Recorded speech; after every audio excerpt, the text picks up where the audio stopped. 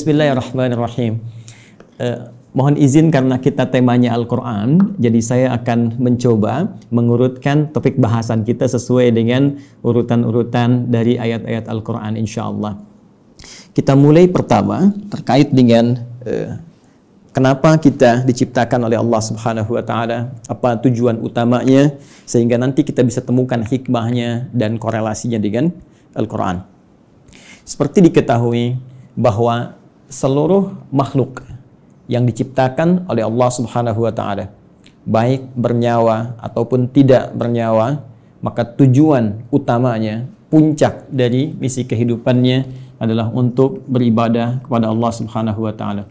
Ini poin utamanya. Saat Allah menciptakan malaikat, ya, malaikat tidak diciptakan kecuali hanya untuk beribadah, walaupun tugasnya bisa beragam.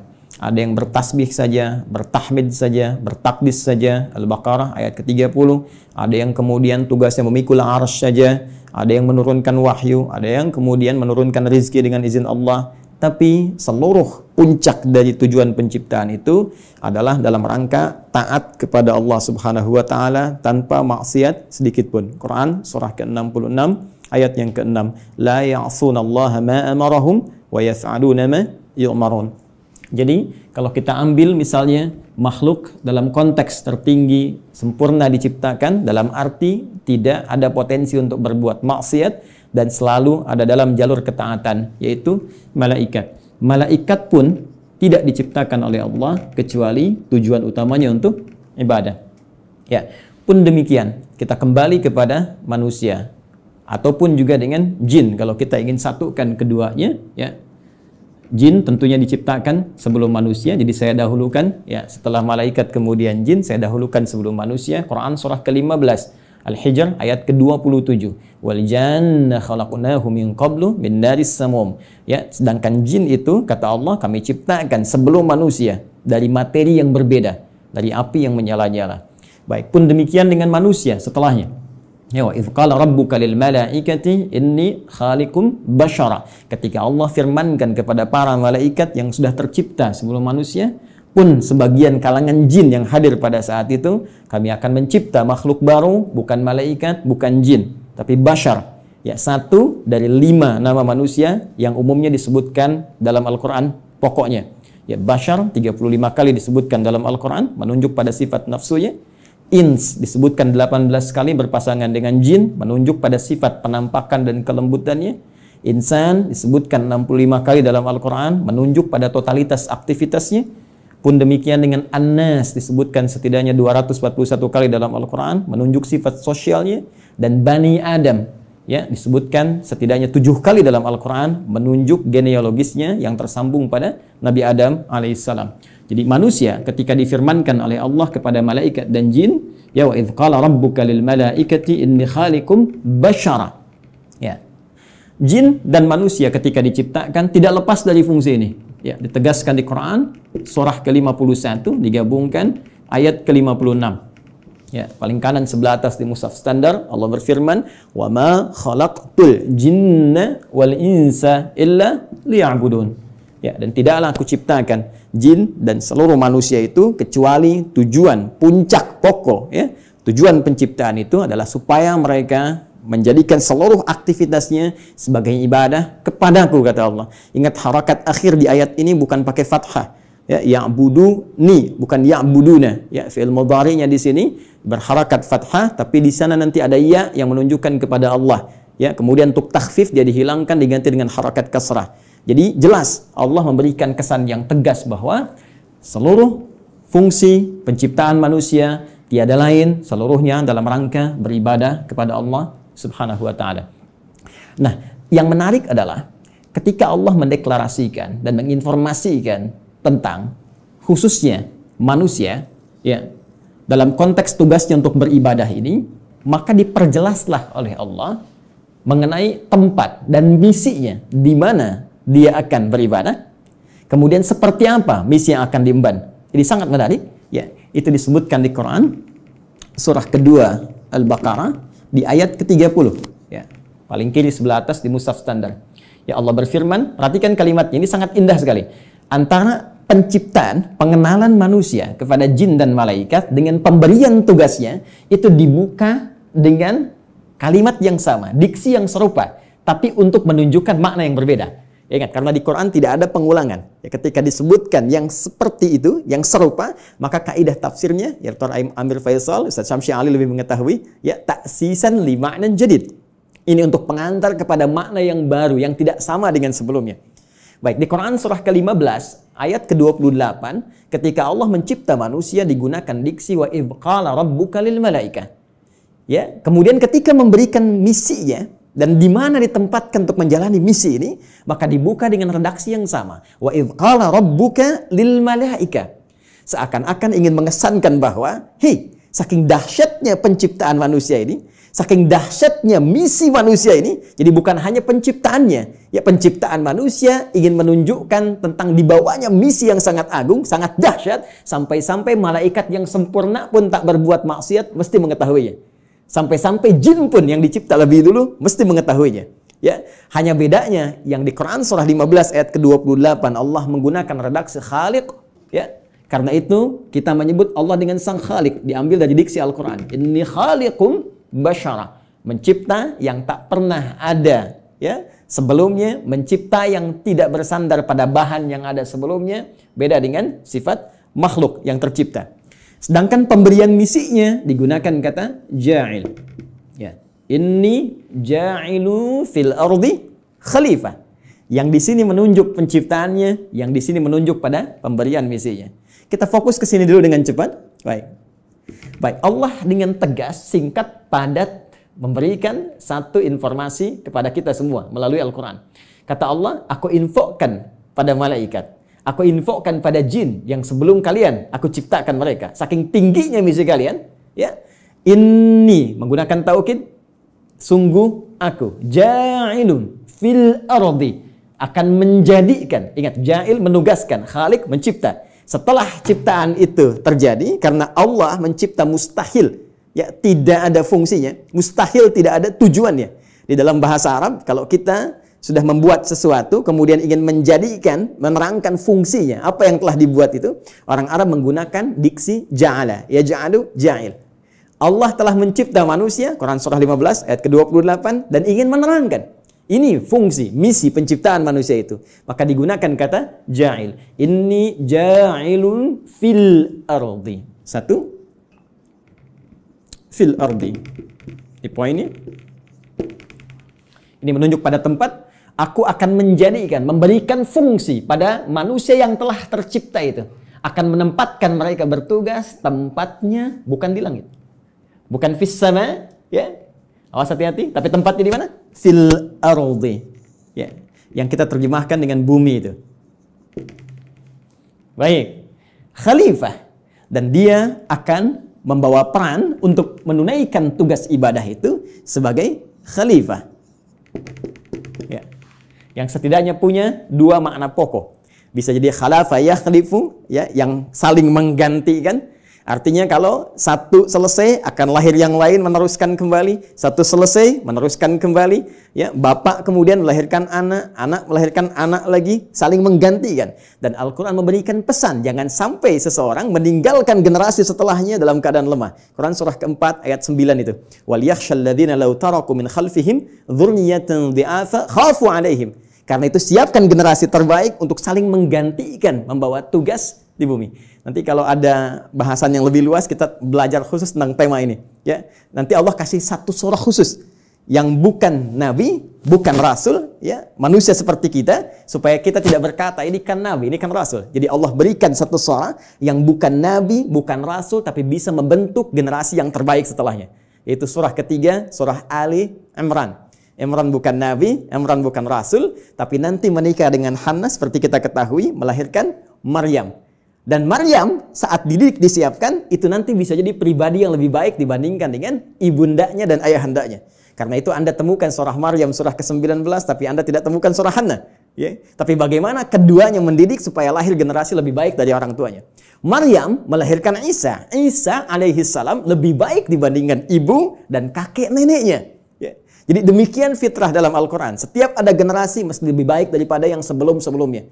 Bapaknya hafal Al-Quran, anaknya hafal Quran dan paham tafsirnya. Ya, anaknya hafal Quran dan tafsir, cucunya paham sampai hadis dan fikihnya. Demikian seterusnya. Baik. Kembali ke sini. Pun demikian khalifah, ya, selain punya arti menggantikan juga bisa berarti pemakmur. Ya. Pembangun dalam semua nilai-nilai kebaikan. Ya, singkatnya, ditugaskanlah kemudian di bumi. Ini tugasnya. Akan saling menggantikan sampai kehidupan dunia berakhir. Dan ditugaskan dalam rangka ibadah ini untuk memakmurkan kehidupan di muka bumi sesuai dengan apa yang telah Allah tetapkan.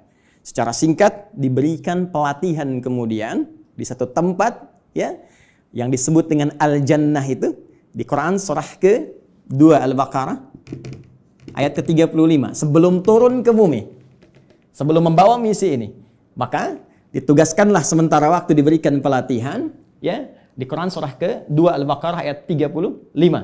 Wa qulna ya Adamu uskun anta wa zaujukal jannah. Secara langsung ditugaskan pasangan Adam dan Sayyidah Hawa alaihi wassalam. Silahkan keduanya dimasukkan oleh Allah Subhanahu wa taala untuk diberikan pelatihan sebelum diturunkan untuk bertugas ke bumi. Silahkan masuki al-jannah ini, sering terjemahkan dengan surga, oke? Okay? Tapi mohon dicatat, surga ini bukan surga yang kelak kita akan masuki.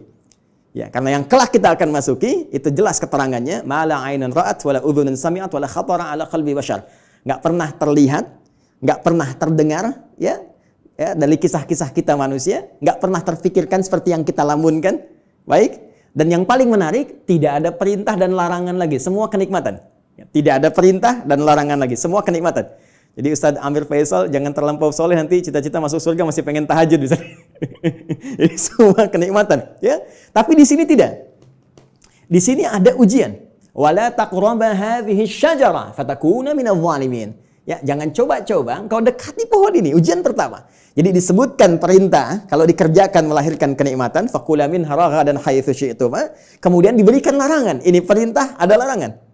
Dan inilah nanti yang akan kita bawa dalam kehidupan di muka bumi. Di bumi itu cuma dua, kalau nggak mengerjakan perintah, meninggalkan larangan, selesai. If'al wala taf'al. Do it, leave it. Ya, cuma dua ini saja. Baik, kemudian diperkenalkan, ini tantangannya. Ada nanti iblis yang mulanya dari kalangan jin, ayat 34-nya berbicara tentang iblis. Ayat Quran surah ke-18 Al-Kahf, ayat ke-50, ya, menerangkan genealogis iblis itu dari jin yang bermaksiat, fasik. Ya, wa idz qulna lil malaikati isjudu li adama fasajadu illa iblis kana minal jinni fa fasaqa an amri rabbi. Ya, ketika dia mulai fasik disebut dengan iblis. Ketika dia mulai menggoda, mewariskan kefasikannya disebut dengan syaitan. Karena itu diperkenalkan oleh Allah, ya, ini menjadi syaitan di ayat ke-36-nya, fa azallahumash syaitan. Setelah tuntas kemudian diberikan bekalnya, di training dulu, kan? Diberikan pelatihannya, diperkenalkan musuhnya, ini yang harus dikerjakan, ini yang harus ditinggalkan, ini yang akan dibawa nanti dalam kehidupan di bumi. Setelah siap itu semua, teman-teman sekalian, barulah diturunkan Adam alaihissalam beserta Sayyidah Hawa alaihissalam, keduanya untuk memulai tugasnya di bumi. Baik, dan kisahnya dimulai di sini. Quran surah kedua, saya langsung ayat 38. Baik. Saya melompat sedikit ke kisah antara bagaimana perjuangan Adam alaihissalam melawan iblis atau syaitan itu. Saya langsung lompat dulu saja untuk mempermudah dan mempercepat kita sampai pada kuota waktu kita. Baik. Quran surah kedua ayat 38. Ya, paling kanan sebelah atas di mushaf standar bagi teman-teman yang terhubung dan membuka mushaf, ya. Perhatikan baik-baik. Qulna bitu minha jami'a. Sekarang sudah saatnya, kata Allah, kami firmankan. Dan kalimatnya menggunakan ta'zimin nafsi. Nah, ya, itu selalu memiliki dua makna setidaknya dalam bahasa Arab. Nah, singkatan dari nahnu. Kalau dinisbatkan kepada Allah Subhanahu wa taala, tentunya seperti kita ketahui, memiliki dua makna utama. Satu, ta'zimun nafsi, menunjuk pada keagungan Allah Subhanahu wa taala, puncak keagungannya. Kedua, ta'zimus sya'ni, menunjuk pada dahsyatnya informasi yang akan disampaikan. Jadi saking dahsyatnya misi yang akan dibawa oleh Adam dan Hawa alaihi wassalam sebagai khalifah di muka bumi, Allah sampai menggunakan keagungan zatnya. Ya, jadi ini misi agung. Kehidupan kita di bumi ini kehidupan yang agung, kehidupan yang mulia. Nanti saking mulianya di Quran, ya surah ke-17 nanti, Al-Isra, di ayat ke-70, itu sampai disebut semua kita ini mulia. Walaqad karramna bani Adam. Ya, wa hamalnahum fil barri wal bahr. Ya, semua kami muliakan seluruh anak keturunan Adam. Baik itu yang kemudian hidup di daratan sampai yang beraktivitas di lautan, semuanya kami muliakan, saking mulianya. Dan dimuliakan lebih dibandingkan makhluk-makhluk lainnya. Baik, teruskan. Qulna ihbitu minha jami'a. Mulai sekarang, ya, kata Allah Subhanahu wa taala, dimulai tugas kalian turun ke muka bumi. Di sini poinnya. Fa imma ya'tiyannakum minni huda. Ini dahsyatnya. Ternyata Allah dengan sifat Rahman-Nya tidak membiarkan hambanya memulai misi tanpa membawa pedoman misinya. Tanpa membawa petunjuk untuk menjamin kebenaran risalahnya.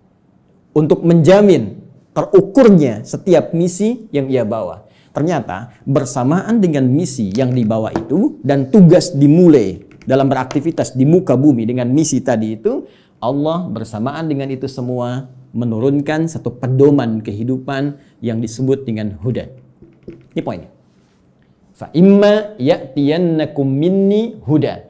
Nanti saat kamu telah turun di bumi dan mulai akan mengawali misimu itu, maka kami akan sertakan dengan itu semua petunjuk kehidupan. Ingat, hudan kalau disebutkan, saya telah gali diksi ini, ya, dari bahasa Arab, termasuk penyebarannya di Al-Quran, derivasinya, ragamnya, ini Masya Allah, ini bukan hanya diartikan dengan petunjuk, tapi bisa berarti jalan menuju kemudahan, bisa diartikan jalan menuju kesuksesan, bisa diartikan solusi dari segala kesulitan, bisa diartikan jalan untuk membuat kita bahagia dalam ibadah. Secara singkat, kalau kita kumpulkan diksi hudan dalam Al-Quran, secara singkat seluruh arahnya itu mengarah kepada pedoman kehidupan. Ya, pedoman hidup.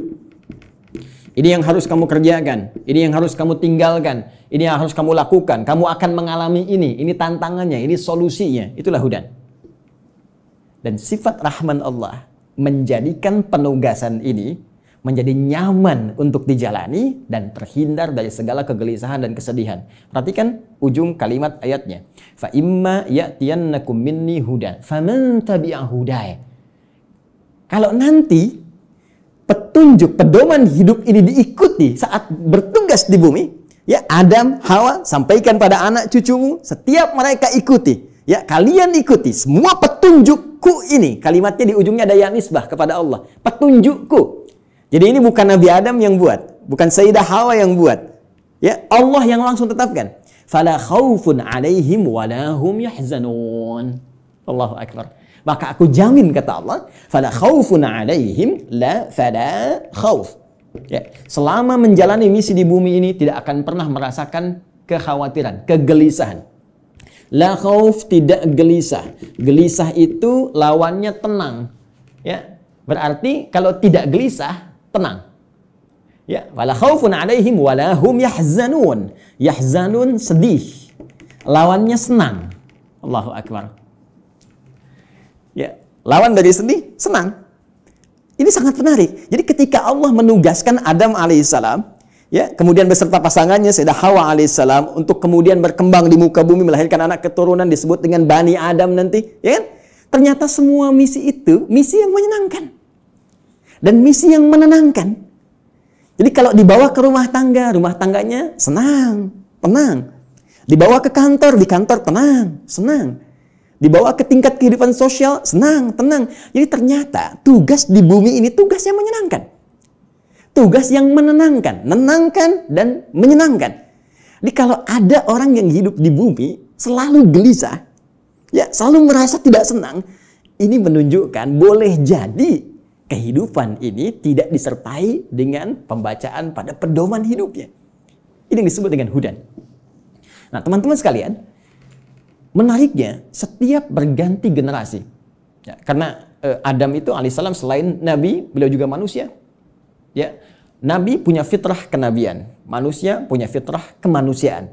Baik, karena setiap nabi itu manusia, maka manusia punya fitrah kemanusiaan. Di antara fitrahnya pasti mengalami kematian, wafat. Setiap yang berjiwa pasti wafat. Quran surah ke-3, Ali Imran ayat 185. Kullu nafsin dha'iqatul maut. Semua, bukan 1-2 orang. Seluruh umat bahkan ada kuotanya, ada batasnya. Ya, batas kematian disebut dengan ajal. Quran surah ke-7, Al-A'raf ayat 34. Walikulli ummatin ajal. Fa idza jaa ajaluhum la yastakhiruna sa'atan wa la yastaqdimun. Bahkan semua punya batas hidupnya. Ya, harus diisi. Ya, bagaimana Allah memberikan bimbingan, dia isi itu sampai menemukan ujung batas hidupnya, dan jika sudah tiba tak akan mampu dia mundurkan, tak akan mungkin bisa dimajukan. Ya, jadi mohon izin lompat sedikit ya, nggak usah memaksakan diri. Ada kita lihat ada yang orang bunuh diri, mencoba-coba, nggak usah coba-coba. Kalau sudah tiba waktunya meninggal juga. Kalau belum tiba ya nggak akan wafat. Ya, nah ini poinnya. Karena Adam itu manusia. Karena itu punya fitrah kemanusiaan, maka Adam pun wafat. Ya, setelah itu mewariskan anak keturunan Quran surah ke-4 ya, ayat yang pertama, ya ayuhan nasu taqu rabbakumul ladzi khalaqakum min nafsin wahidah wa khalaqa minha zawjaha wa batha minhuma rijalan katsiran wa nisaa. Melahirkan keturunan, ada laki-laki, ada perempuan, sampai kemudian mereka berkomunal ya, berkelompok-kelompok, bersuku-suku, kemudian bahkan menyebar lebih luas lagi, saling mengenal dan saling berinteraksi. Quran surah ke-49 Al-Hujurat ayat ke-13. Ya ayyuhan nas, wahai seluruh manusia, inna khalaqnakum min dzakarin wa untha. Kami ciptakan kalian, ada laki-laki, ada perempuan. Ternyata manusia cuma 2 jenis, ya, laki-laki dan perempuan. Awas, hati-hati ya. Wa ja'alnakum syu'uban wa qabaila. Kemudian setelah itu kami jadikan kalian ya syu'uba, berkelompok-kelompok, membentuk satu komunitas dari keluarga ke masyarakat, RT, RW sampai negara, sampai benua dan sebagainya. Wa qabail, ada suku-sukunya, tujuannya lita'arafu, untuk saling membangun sinergi, membangun link, saling mengenal, dan dengan itu membawa misi kekhalifahan yang tadi disebutkan. Ya, inna akramakum indallahi atqakum. Yang paling mulia di antara kalian yang meningkat nilai kebaikan yaitu takwanya. Poinnya, Adam wafat, manusia menjadi berkembang, dan setiap perkembangan ini pasti akan terpengaruhi oleh lingkungan di mana mereka beraktivitas. Kullu mauludin yuladu 'alal fitrah, ya, fa abawahu yahwidanihi aw yunassiranihi aw yumajjisanihi. Semua yang terlahir itu baik, cuma lingkungan nanti yang membentuk dia bisa merubah, bahkan menjauh dari Allah Subhanahu wa taala. Dalam konteks ini, saya ingin cepat, saking sayangnya Allah kepada kita semua, Allah tidak menginginkan seluruh manusia yang hidup di bumi mengalami kebuntuan dalam membawa misinya dan bahkan mengalami kegagalan. Yang Allah inginkan semua konsep tadi senang dan tenang. Maka di setiap pergantian generasi itu, maka Allah utuslah kemudian seorang rasul, ya, utusan, seorang nabi yang membawa kembali pedoman-pedoman yang dahsyatnya sesuai dengan era dan masa yang dialami. Nabi Adam selesai, muncul Nabi Nuh. Nabi Nuh kemudian membawa risalah. Nuh selesai, muncul nabi lainnya. Terus sampai ke Nabi Muhammad sallallahu alaihi wasallam. Menariknya, teman-teman sekalian, seluruh nabi dan rasul yang diutus oleh Allah Subhanahu wa taala, yang membawa pedoman hidup bagi masyarakatnya, bagi umatnya, yang diarahkan sesuai dengan masanya, itu semua petunjuknya, pedomannya diberi nama dengan nama utama yang serupa, yaitu Hudan. Silakan Anda cek. Kita ambil yang paling dekat lah ke masa Nabi Muhammad SAW. Nabi Isa, Nabi Musa alaihi wassalam. Nabi Musa misalnya, ini yang paling populer, yang banyak disebutkan dalam Al-Quran. Ya, saya sebutkan dekat itu bukan dekat dalam konteks masa waktu, tapi dekat dalam konteks sering banyak disebutkan sehingga sering didekatkan. Ya, 3 nabi ini yaitu Nabi Musa, Nabi Isa, dan Nabi Muhammad SAW yang mewakili banyak kisah dalam Al-Quran. Nabi Musa, kitabnya Taurat. Ya, Taurat ketika disifati oleh Allah Subhanahu wa taala menjelaskan fungsinya, maka tidak jauh dengan diksi ini, Hudan. Buka Al-Quran surah ke-17 Al-Isra ayat yang kedua. Wa ataina Musal kitaba, dan telah kami berikan kepada Musa kitab, itu Taurat, ya kan? Apa fungsinya? Wa ja'alnahu hudal li bani Israil. Dan kami jadikan Taurat itu isinya adalah pedoman kehidupan bagi Bani Israel. Karena Nabi Musa diutus hanya satu kalangan saja, komunitas tertentu saja. Di kalangan Bani Israel, maka pedomannya dikhususkan untuk itu. Jadi nanti yang menariknya dalam satu era, itu bisa ada misalnya 2 rasul diutus. Ya, karena distriknya beda. Ya. Seperti kisah Nabi Ibrahim dengan Nabi Lut misalnya ya. Nabi Ibrahim dengan Nabi Lut, kan di Quran surah ke-51 itu, ya, ketika kita masuk ke ayat ke-30 dan seterusnya, itu Nabi Ibrahim dikunjungi para malaikat. Di ayat 24-nya, hal ataka hadithu dhaifi Ibrahim al-mukramin. Pernahkah engkau dengar kisah ketika Nabi Ibrahim dikunjungi para malaikat? Tujuannya sebetulnya bukan ke Nabi Ibrahim, tapi akan datang ke Nabi Lut, ya, alaihi salam, untuk mengabulkan tuh permohonan dalam tanda petik umat yang menantang azab. Jadi ketika akan datang ke situ mengadab, mampir dulu ke tempat Nabi Ibrahim dengan hikmah tertentu. Jadi di satu masa bisa ada dua nabi dan rasul yang bertugas di wilayah yang berbeda. Nabi Musa alaihi salam itu tugasnya untuk Bani Israel. Diberikan panduan, disebut dengan Taurat dan disifati dengan Hudan. Pedoman kehidupan. Betapa inginnya Allah umat di zaman itu senang dalam menghadapi misi, menunaikan ibadahnya, dan tenang dalam menjalankan itu semua. Berganti secara cepat Nabi Isa alaihi salam meneruskan risalah Nabi Musa setelah melewati fase-fase tertentu. Jaraknya sekitar 600 tahun ke Nabi Muhammad sallallahu alaihi wasallam. Nabi Muhammad ke Nabi Musa sekitar 2000 tahun. Nabi Isa alaihi salam ketika meneruskan risalah Nabi Musa alaihi salam berarti tugasnya sama, ya, kepada Bani Israel. Jadi bukan kepada seluruh kalangan manusia, hanya untuk Bani Israel saja, terbatas. Wilayah sebagian di Palestina saja, ya. Jadi kalau sampai ke Indonesia agak kejauhan, ya, cuma di sana saja. Bani Israel diberikan kitab Injil, karena itu Taurat dan Injil sering disatukan, ya. Quran surah ketiga misalnya, penyebutan pertama untuk Taurat dan Injil, ya, di ayat yang ketiga, nazzala 'alaikal kitaba bil haqqi musaddiqan lima baina yadayhi wa anzalat Taurata wal Injil. Ketika Injil diberikan kepada Nabi Isa alaihissalam sebagai kitab pedoman kehidupan, itu pun disifati sama kalimatnya dengan Hudan. Buka Quran surah ke-5 Al-Maidah, ya, di ayat ke-46. Ya. Silakan lihat di pertengahannya. Wa atainahul injil fihi hudaw wa nur. Ya. Lihat kalimatnya. Wa atainahul injil, dan kami berikan kepada Isa alaihissalam Injil, fihi, di dalamnya hudan. Ini ada pedoman kehidupan. Jadi setiap era berganti, setiap masa berpindah, Allah selalu memberikan pedoman yang selalu aktual, faktual, dan dibutuhkan di masanya sesuai dengan kebutuhan makhluknya pada saat itu. Karena eranya berganti, kebutuhan bisa berubah, nuansa tidak sama, maka diberikan pedoman yang sesuai dengan masanya. Yang paling dahsyat, Nabi Muhammad sallallahu alaihi wasallam, rasul terakhir. Perhatikan kalimatnya, Nabi Musa li Bani Israel, ya, Nabi Isa li Bani Israel, Nabi Ibrahim kalangan tertentu saja, ya, komunitas tertentu. Kemudian Nabi Lut juga demikian. Sebelumnya Nabi Nuh, ya, membawa risalah. Rasul pertama Nabi Nuh alaihissalam, komunitas yang terbatas. Nabi Muhammad sallallahu alaihi wasallam, karena beliau ditugaskan sebagai rasul pamungkas, penutup. Kalau penutup berarti risalahnya harus sampai berakhir kehidupan dunia. Namanya penutup. Karena tidak ada rasul setelah beliau, tidak ada nabi lagi. Karena itu risalahnya harus bertahan abadi sampai kehidupan berakhir. Maka diturunkanlah oleh Allah yang paling spesial. Karena spesialnya ini menyifati segala hal yang tadi disebutkan. Harus sampai bertahan sampai kehidupan berakhir. Harus beda dengan yang sebelum-sebelumnya. Harus punya mukjizat yang lebih dahsyat. Karena itu yang terakhir ini, karena sifatnya harus bertahan sampai akhir zaman, dia harus lebih daripada yang sebelumnya. Harus bertahan. Tidak boleh ada celahnya, ya. Tidak boleh ada perubahan-perubahan, ya, yang harus terjaga dari lafadznya, katanya, dan sebagainya. Semua harus unggul. Maka dipilihlah oleh Allah Subhanahu wa taala, ditetapkan oleh Allah Subhanahu wa taala, karena ini yang paling dahsyat, yang paling baik, semua yang terkait dengannya selalu baik. Silakan cek.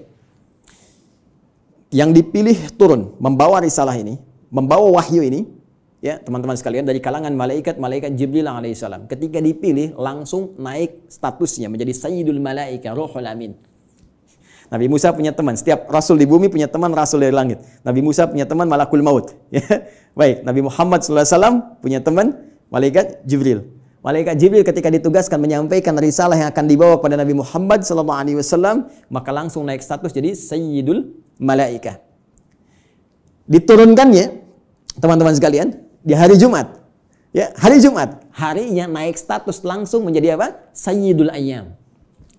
Yang dipilih menerima ini Nabi Muhammad SAW langsung naik status jadi Sayyidul Anbiya wal Mursalin.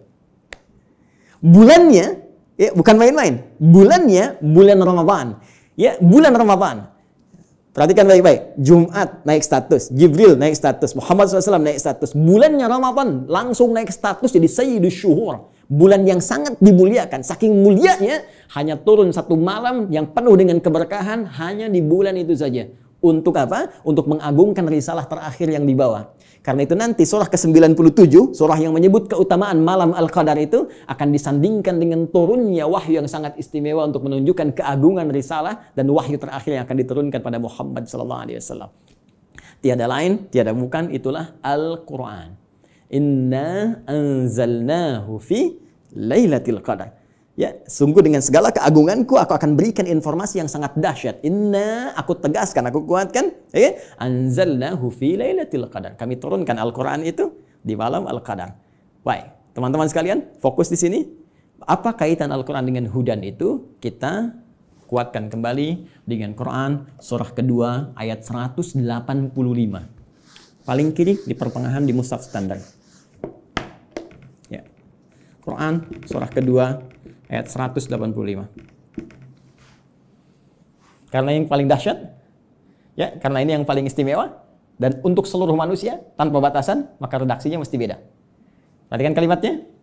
Syahrul Ramadan alladzi unzila fihil Qur'an.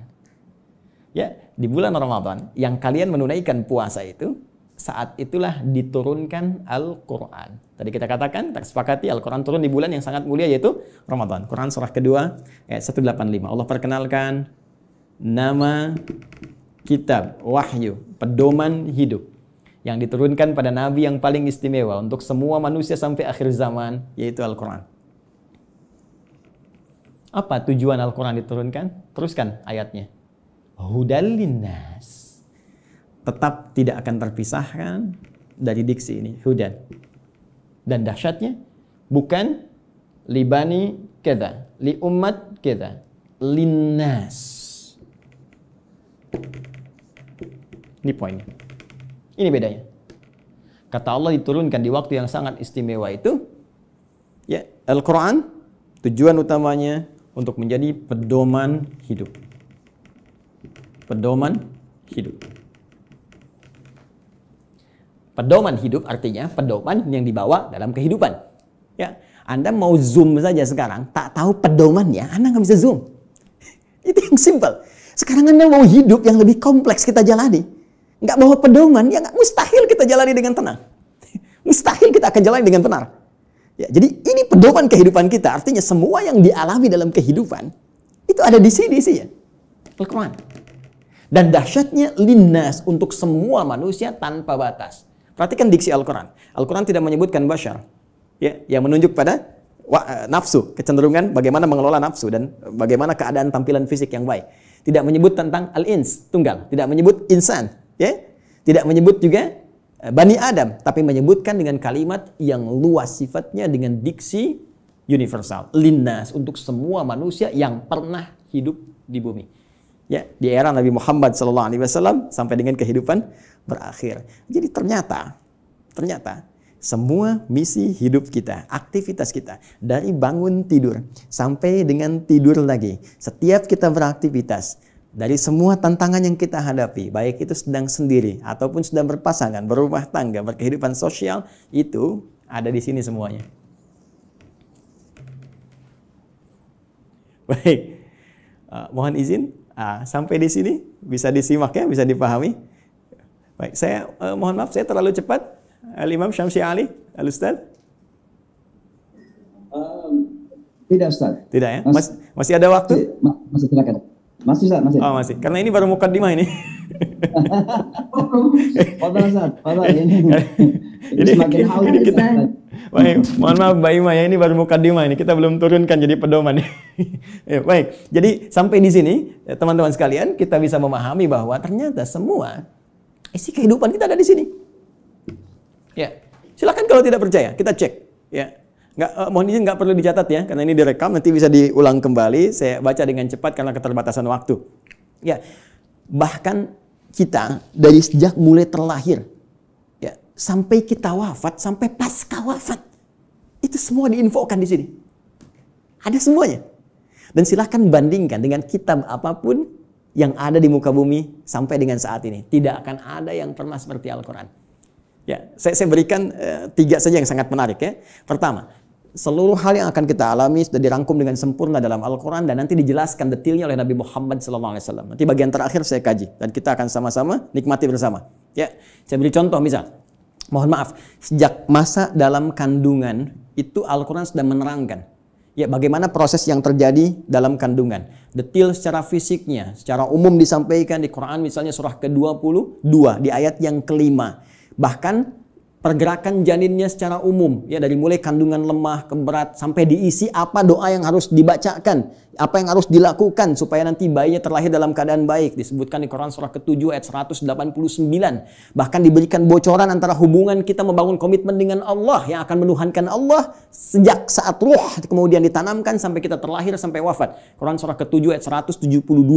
Ketika terlahir apa yang pertama kali diberikan oleh seorang ibu? ASI pun diberikan dengan tegas langsung. Ya, di Quran surah kedua ayat 233, wal walidatu yurdina auladahunna haulaini kamilaini. Ya, bapaknya dikasih, nih, ini tugas pokok bapak yang baru punya anak. Ini yang harus dikerjakan, ini ibu yang harus dilakukan. Ya, kemudian bergerak dari situ, diberikan pendidikan dini supaya membangun kedekatan dengan Allah, baik terhadap kedua orang tua, punya akhlak yang mulia. Quran surah ke-31 dari ayat 13 sampai dengan ayat 19-nya. Dari situ dia mulai belajar bagaimana cara belajar yang baik, bagaimana memahami, bagaimana bisa kembali mengajarkan itu kepada masyarakatnya. Quran surah ke-9 ayat ke-122.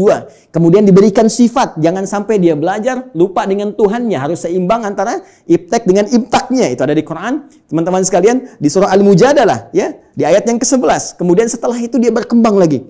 Ya, dia mencari lagi. Kadang-kadang ada yang pergi ke tempat lain, mengenal suasana yang berbeda, bertemu dengan orang banyak, bersuku-suku, bisa merantau ke berbagai tempat. Quran surah ke-49, ayat yang ke-13.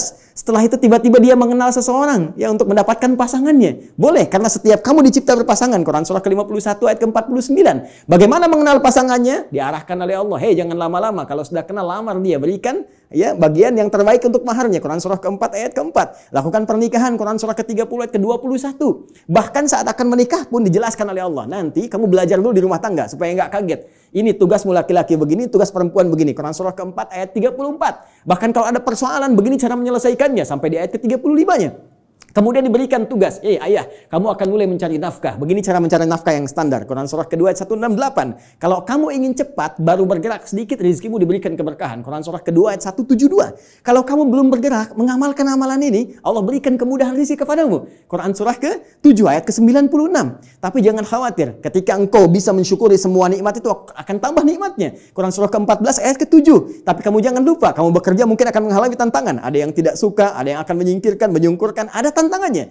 Ya, pelajari dengan sempurna. Ini loh secara umumnya dari mulai ringan sampai berat. Quran surah kedua ayat 214. Ya, kemudian rinciannya Quran surah kedua ayat 155 sampai 157. Cara menyelesaikannya Quran surah ketiga ayat 142. Kalau kamu bekerja, kamu lelah, tiba-tiba kemudian kamu sakit, merasa nggak enak, nyaman, ada zikir Nabi Ibrahim, Quran surah ke-26, ayat ke-80.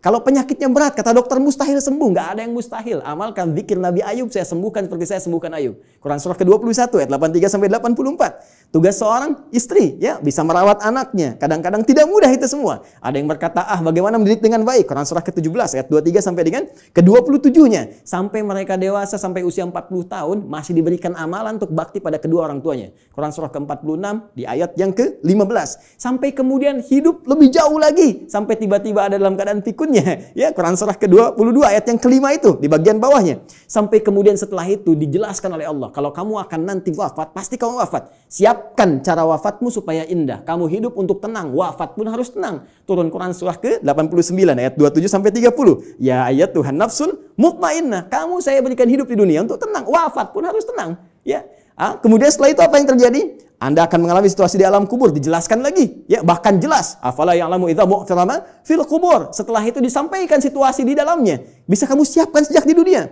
Ini loh yang paling bagus. Ada layanan dengan semua keberkahan, kenikmatan. Sampai-sampai dia akan menyampaikan kepada orang yang belum wafat. Kalau bisa kerjakan ini, kalau mampu kerjakan supaya kamu cepat nyusul. Di sini enak, lebih enak daripada di situ. Quran surah ketiga ayat 169 sampai dengan 172. Bahkan setelah itu terjadi apa? Dijelaskan lagi. Teman-teman sekalian, muncul surah Al-Qiyamah surah ke-75. Setelah itu dijelaskan lagi, ya mau masuk kemana? Ini yang masuk ke surga, ini turunannya. Surga bersama Rasulullah, Quran surah ke-4 ayat 69. Di taman surga, Quran surah 51 ayat 15 sampai dengan ke-23. Surga yang seluas langit dan bumi, Quran surah ke-3 133 sampai dengan 134.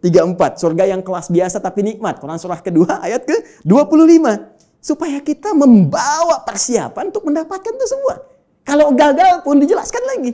Ya, kalau kamu nanti main-main dengan ini semua, hadapi situasi di alam kubur begini, ada ayatnya. Situasi di hari kiamat begini, ada ayatnya. Sampai dengan muaranya pun ada ayatnya. Karena itu, kalau Anda tidak percaya, silahkan cek. Cuma dalam Al-Quran, semua kegiatan kita diatur dengan sempurna. Dan detailnya dijelaskan oleh Rasulullah SAW melalui petunjuk yang bahkan langsung ditegaskan oleh Al-Quran. Buka Quran surah ketiga, ayat 31. Paling kiri sebelah atas di mushaf. Qul in kuntum tuhibbunallaha fattabi'uni. Katakan Muhammad SAW, jika mereka hamba-hambaku, umatmu mengatakan serius mencintai aku, mencintai Allah, ya kan, berpegang pada kitab Allah, fattabi'uni, maka ikuti semua petunjuk Rasulullah SAW. Ya, Nabi diutus, diturunkan untuk menyampaikan risalah Al-Quran secara sempurna. Detailnya seperti apa digambarkan oleh beliau dan dijamin langsung oleh Al-Quran. Surah ke-33. Ayat ke-21. Laqad kana lakum fi Rasulillahi uswatun hasanah. Uswah bisa dibaca di riwayat Qalun, Warash dengan iswah. Laqad kana lakum fi Rasulillahi iswatun hasanah. Harakat kasrah, harakat dhammah. Kasrah menunjukkan sesuatu yang kecil, ringan, tipis, pecah. Kasrah zujaj, kaca itu pecah sehingga melahirkan pecahan-pecahan yang kecil. Sehingga harakatnya tipis. I dan ya i. Dhammah, sesuatu yang terkumpul, yang dhamma yang dhammu besar. Ya. Jadi yang melekat pada Rasulullah itu jangankan ya yang besar-besar, yang dahsyatnya, yang sholat malamnya sampai bengkak-bengkak, yang bagaimana pahala dengan sedekahnya, ya luar biasa diberikan, bagaimana perhatiannya pada umat. Bahkan yang kecil-kecilnya pun kalau diikuti akan jadi teladan dalam kehidupan. Jadi uswah itu ya keteladanan yang bila diikuti, yang mengikuti menjadi teladan lagi. Yang saling terwariskan.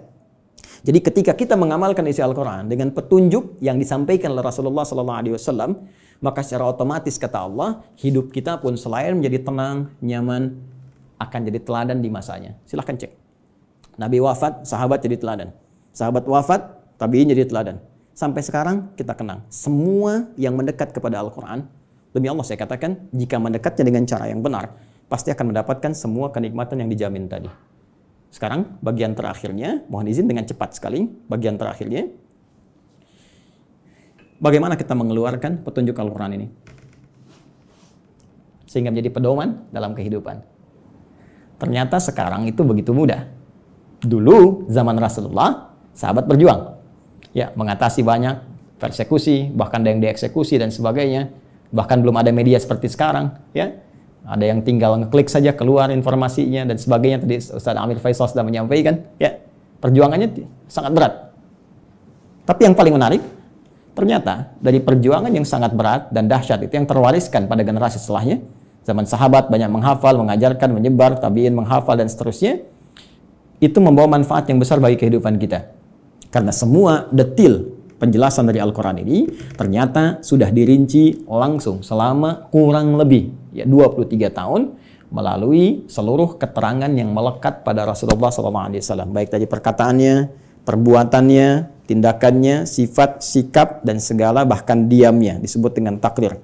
Ya, semua yang melekat pada Rasulullah disebut dengan hadis. Jika dipraktikkan dalam kehidupan, jadi jalan kehidupan disebut dengan sunnah. Maka di sini kita mengenal istilah Al-Quran, kemudian sunnah untuk tafsiran segala pedoman hidup yang dipraktikkan dalam kehidupan. Maka teman-teman sekalian, kalau kita rinci penjelasan ini dengan menggabungkan dua saja, menurut langsung perintah Allah Subhanahu wa taala, Al-Quran dan As-Sunnah, kita akan temukan detil pedoman kehidupan kita di sini keseluruhannya. Kalau tidak percaya, sekarang mari kita cek. Ya. Ini sudah kita pahami. Gambaran pedoman kehidupan umumnya. Detailnya ada di sini. Tadi saya katakan, semua pedoman ini yang terkait dengan keterangan Nabi SAW, kemudian diwariskan pada sahabat, sahabat mengajarkan pada tabi'in, di masa-masa setelahnya, selain ada yang menghafal, ada juga yang menuliskannya. dan tulisan ini sampai kepada kita, dikenal dengan kitab-kitab hadis, ya, atau kitab-kitab sunnah, kutubus sunnah atau kutubul hadis. Banyak orang mempersepsikan bahwa kitab-kitab ini hanya bacaan semata. Kalau kita gali lagi, itu Masya Allah. Ya, sampai hari ini saya begitu mengagumi para ulama hadis itu, ternyata bukan sekedar mengumpulkan segala yang terkait dengan Nabi, tapi mereka sekaligus menyusun itu semua sebagai pedoman kehidupan untuk kita. Dan dibuat bab-bab sesuai dengan apa yang akan kita jalani dalam kehidupan. Ya, saya beri contoh misal, yang paling populer, ya, Sahih Al-Bukhari.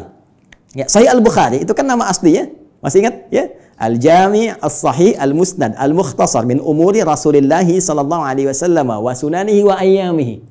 Ya, coba ulangi.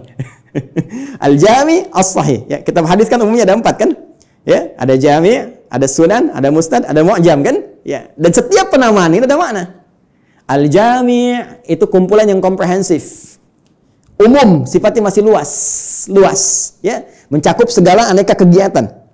Baik. Kalau sudah Sunan, itu kitab fikih, ya, hadis yang disusun dengan urutan fikih. Jadi kitab hadis disusun dengan urutan fikih. Sunan Abu Daud fikih, bab taharah, seterusnya sampai dengan selesai. Taharah, salat, puasa dan seterusnya. Ya.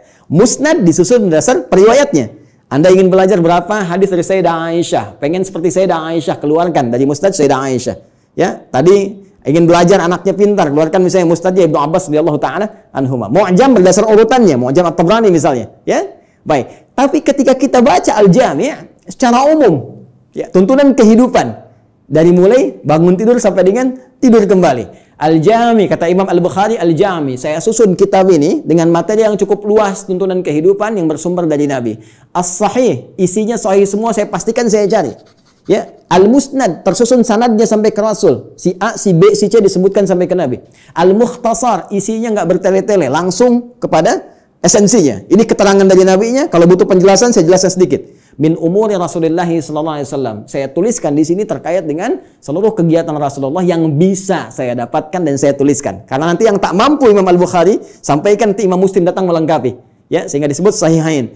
Muslim meninggal 2, ada yang tidak dapat sampai ke situ, nanti ada Al-Hakim An-Naisaburi. Ya, datang kemudian dengan syarat Al-Bukhari dan Muslim menyebutnya Al-Mustadrak. Secara singkat, wa sunanihi wa ayyamihi, dan sunnah-sunnahnya dan kegiatan hariannya selama 24 jam. Teman-teman, pernahkah membuka Sahih Al-Bukhari dan kita lihat ternyata di situ ada 97 pembahasan.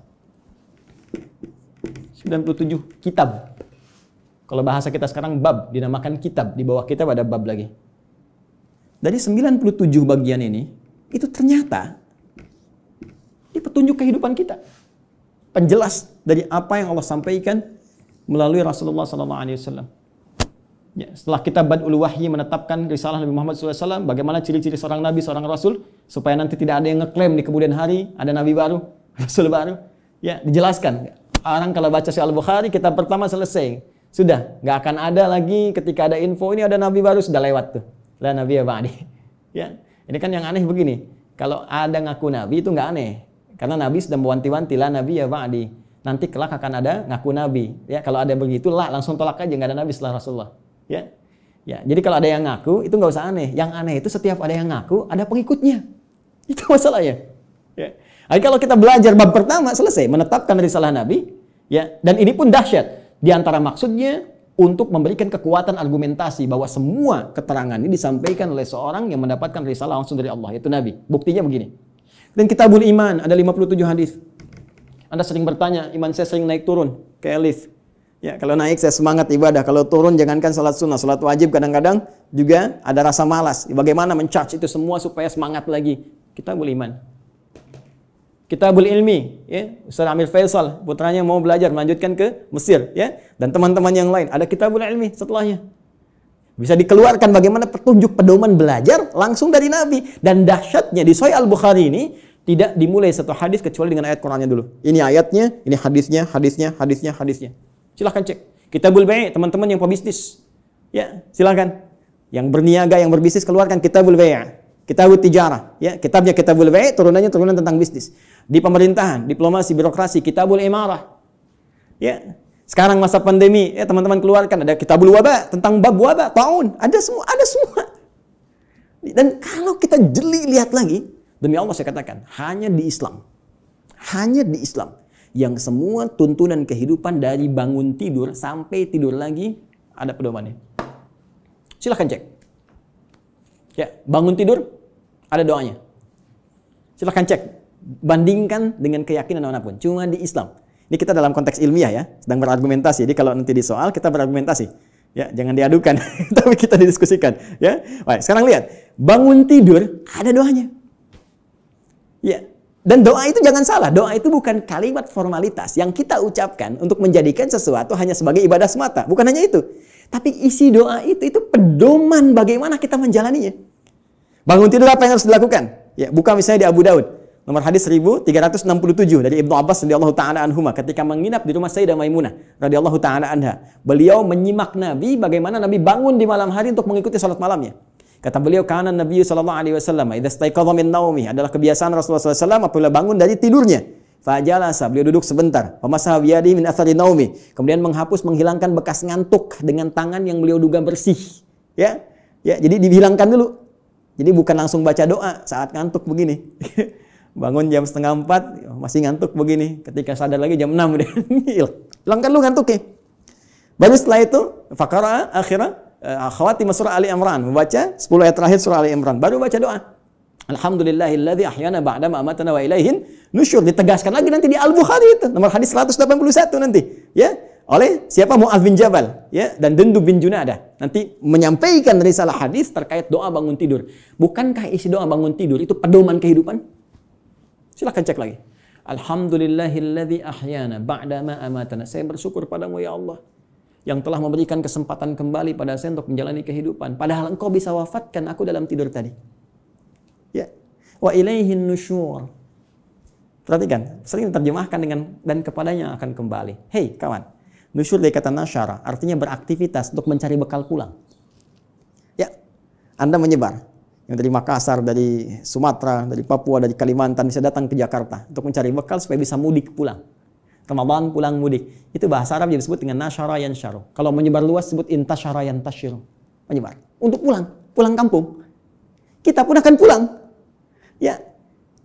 Teman-teman, mudik itu yang kita lakukan setiap tahun, ya kan?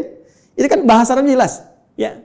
Waktunya disebut mi'ad, tempatnya disebut ma'ad. Kita itu pulang kepada Allah. Quran surah 3 ayat 9. Innallaha la yukhliful mi'ad. Pasti kita pulang. Allah nggak mungkin menyalahi janjinya. Tempatnya disebut dengan ma'ad, tempat pulangnya. Ibnul Qayyim al-Jauziyah punya kitab Zadul Ma'ad. Kita pasti pulang. Karena itu saat bangun dari tidur kita berjanji kepada Allah, ya Allah, hari ini saya akan cari bekal lebih baik daripada hari sebelumnya. Supaya kalau saya pulang hari ini, keadaan pulang saya lebih baik, ya Allah. Makanya diajarkan sebelum tidur kita evaluasi diri. Nabi evaluasi hari ini apa yang dikerjakan. Besok merencanakan. Turun Al-Insyirah surah ke-94 itu. Fa idza faraghta fansab ila rabbika farghab. Ya, disiapkan dari sekarang. Apa yang mau dikerjakan besok? Ayo teman-teman, saya cek ya. Jangan-jangan selama ini kita pun belum siap mengerjakan apa yang kita lakukan besok. Untuk waktu Indonesia, di Amerika mungkin masih pagi, kan? Saya tanya pada Anda mau baca Quran berapa halaman hari ini? Berapa ayat? Mau sedekah berapa banyak? Mau tahajud jam berapa nanti? Kadang-kadang luput dari kita, malamnya kita koreksi. Makanya Nabi istighfar sebelum tidur. Mengoreksi. Nabi aja yang ahli surga. Tempat terbaik, manusia paling mulia, paling takwa. Yang dilepaskan semua bebannya saat di akhirat. Diberikan surga sampai beliau mengatakan saya puas. Wala sawfa yu'tika rabbika fatarda. Wala sawfa yu'tika rabbuka fatarda. Itu masih istighfar kepada Allah. Saya, Anda, kita siapa? Nabi bukan, Rasul bukan. Gak ada jaminan surga untuk kita. Kenapa kita nggak evaluasi keadaan hidup kita? Dan kita melupakan kematian, bahkan kita akan pulang. Pernahkah kita terbayang bahwa saat malam nanti tertidur, mungkin itu kehidupan kita yang terakhir untuk kita kembali? Karena itu kita siapkan, kalau saya besok bangun lagi, ya Allah, saya ingin sholat saya lebih baik daripada sebelumnya, saya ingin jamaah nanti jam sekian, ya Allah saya ingin sedekah besok, ya Allah saya ingin baca Al-Quran, supaya kalau saya meninggal pada saat itu, dan karena itu ajal dirahasiakan, supaya kita siap kapan pun pulang. Karena itu jangan coba-coba ketika Anda terpikir berbuat maksiat, bayangkan seketika wafat. Maka dari itu Anda berjanji saat bangun, saya akan jadi orang lebih baik dibandingkan dengan hari yang kemarin. Itulah sebabnya muncul mahfuzat. Ini bukan hadis ya. Orang yang hari ini ya lebih baik daripada hari kemarin, orang yang beruntung. Ya kan? Orang yang sama dengan yang kemarin, orang yang rugi. Orang yang lebih buruk daripada kemarin, orang binasa. Itu mahfuzat. Terambil dari nilai hadis tadi. Itu baru bangun tidur. Silahkan cek. Mau makan ada doanya, mau minum ada doanya, berpakaian ada doanya, masuk toilet pun urusan yang sederhana ada doanya. Bahkan langkah kakinya diatur, masuk kiri keluar kanan. Beda dengan masjid, masuk kanan keluar kiri, doanya berbeda. Bangun tidur sampai tidur lagi, pedomannya lengkap semua.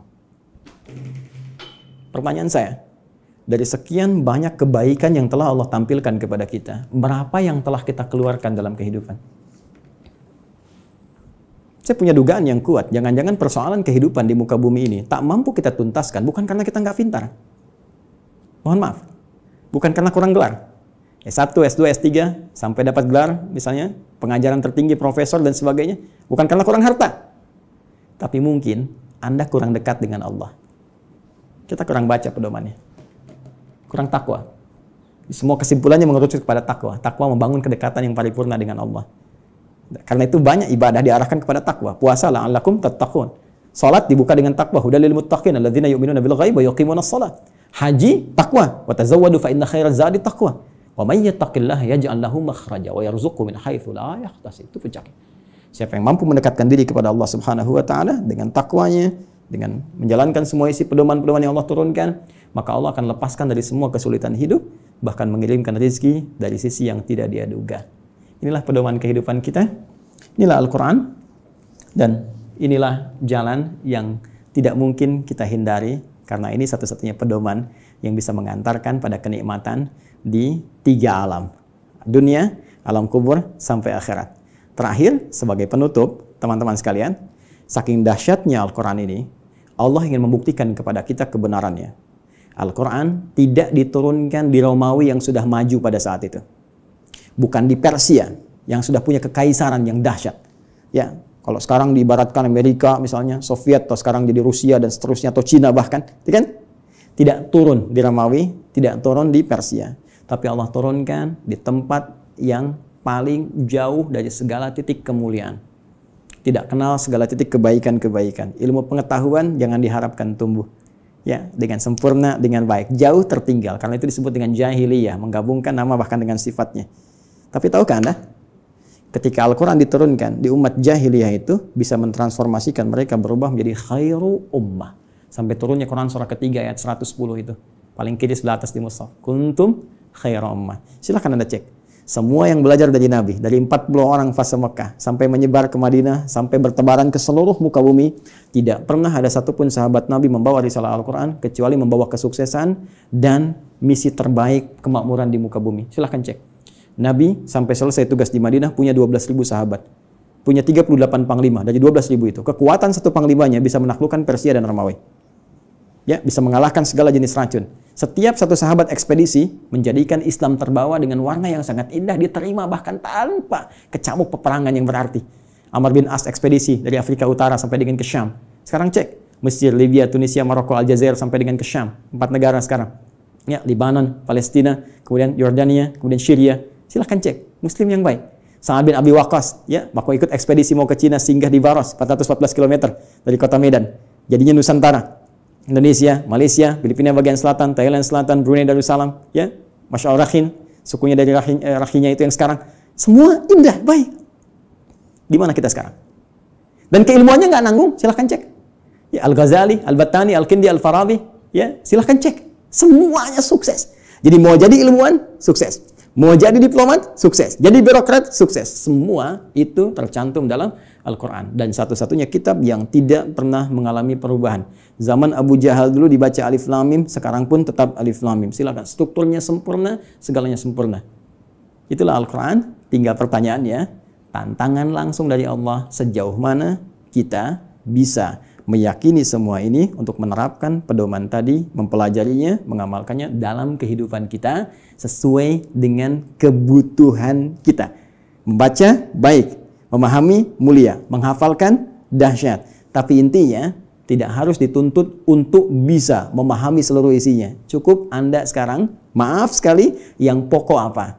Bawa itu semua. Sekarang tugas dunianya apa? Passionnya apa? Keluarkan petunjuknya, lihat Qurannya, lihat hadisnya, dalami itu, amalkan. Setelah itu, perhatikan. Bedakan rasanya, rasakan bedanya, pasti akan terasa bedanya. Dan dahsyatnya Al-Quran bisa menjadikan tausiah yang 20 menit sampai 60 menit. Baik, saya kira itu dulu sebagai pengantar ya. Ustaz Syamsi Ali, maafkan saya kalau terlampau luas waktu yang saya gunakan. Mudah-mudahan ada manfaat yang didapatkan. Nanti kalau lain waktu kita bisa ketemu kembali, kita akan belajar tentang cara langsung dari Al-Quran, bagaimana menanamkan Al-Quran dalam diri kita supaya mudah dibawa dalam kehidupan. Karena jangan salah, ini ahli Quran pun dibagi 3 lagi nanti di Quran surah ke-35 Fatir di ayat yang ke-32. Ada orang ahli Quran zalim, wa minhum zalimun li nafsi. Ada yang paket hemat, bisa untuk dirinya belum bisa berbagi. Wa minhum muqtasid, ya. Dan yang terbaik, bagaimana ahli Quran menebar kebaikan di sekitarannya. Ya, wa minhum sabiqum bil khairat biidznillah. Terima kasih, semoga bermanfaat. Subhanakallahumma bihamdika asyhadu an la ilaha illa anta astaghfiruka wa atubu ilaik. Assalamualaikum warahmatullahi wabarakatuh.